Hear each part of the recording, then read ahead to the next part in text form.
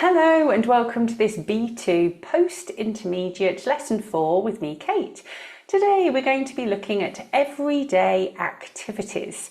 Before we get started, I have some new vocabulary to share with you. So listen and repeat. Chatting, chatting, hanging out, hanging out. Doing paperwork, doing paperwork. Texting, texting. Okay, here I have some activities. I want you to read the activities and decide which activities do you never do or hardly ever do. Let's have a look. So we've got going to the gym, doing your hair, looking after children, chatting to friends, doing paperwork, tidying up, playing video games, putting on makeup, hanging out with friends, going on social networking sites, commuting, going shopping, relaxing, doing the ironing, texting, and doing nothing. So which of the activities do you never do or hardly ever do? For me, I never play video games. I hardly ever do the ironing. And I hardly ever do nothing. What about you? Which of the activities do you never do or hardly ever do? You can leave your answers in the comments box below. Okay, so let's think about these activities. Can we put the activities in the correct category? Sport and fitness, social, domestic, personal care, or other. So some activities can go in more than one category. So what about sport and fitness? Going to the gym. Going to the gym. What about social?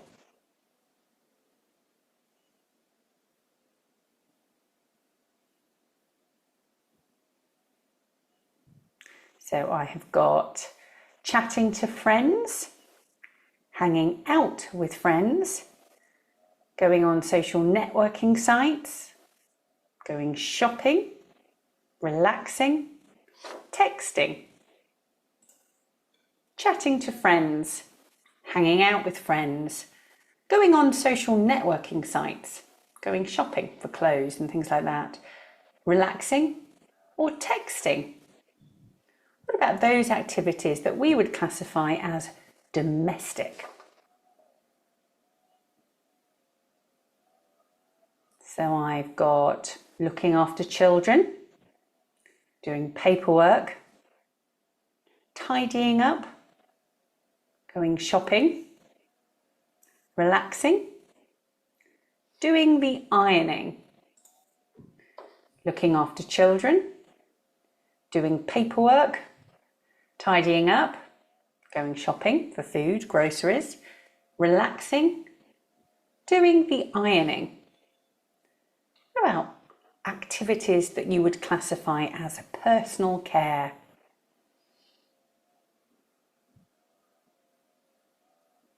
So I've got doing your hair, putting on makeup, doing your hair, putting on makeup. And what about those activities that would go in another category altogether? What have you got there? So I've got doing paperwork, maybe if it's work related, commuting, relaxing if it's outside of the home, doing nothing, and playing video games. Doing paperwork, commuting, relaxing, doing nothing, and playing video games. However, I suppose this could be under social, as many games are now played online with other people.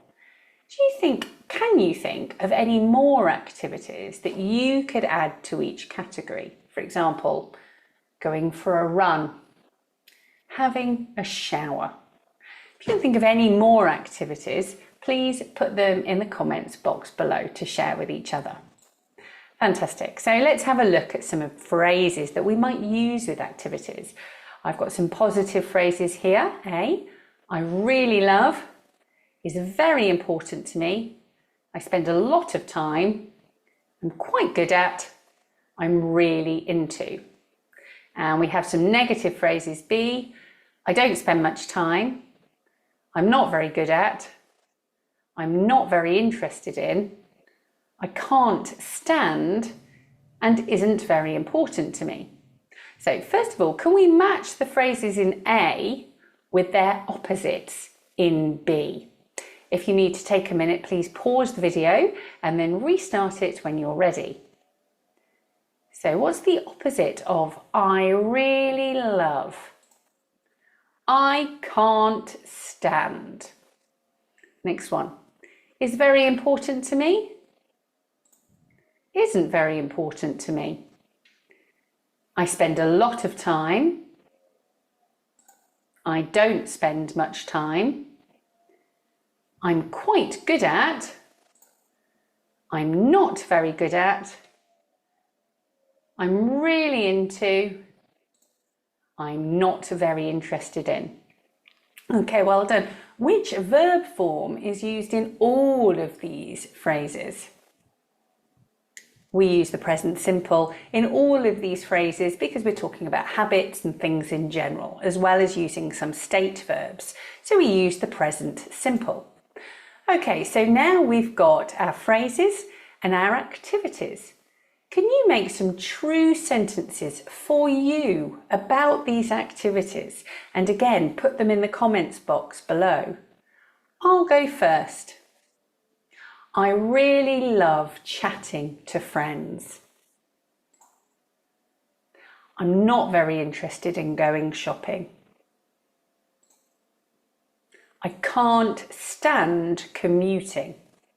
So now it's your turn. Can you make some true sentences for you about these sentences and leave them in the comments box below?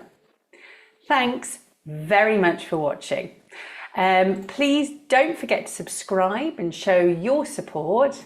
And coming next in lesson 5, we'll be looking at writing an informal email. Thanks very much for watching. Have a great day. Goodbye.